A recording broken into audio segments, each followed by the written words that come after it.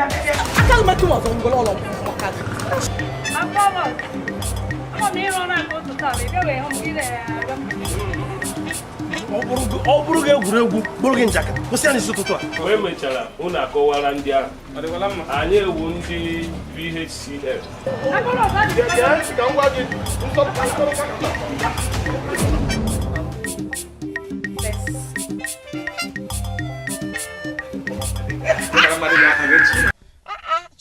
ịmakwana iwu nne Mgbeke kwa ndị overdue Igbo change of oil you say you need to change oil this body and if Silas Nwaaba change oil for you you know your life no remain the same the thing wey happen be say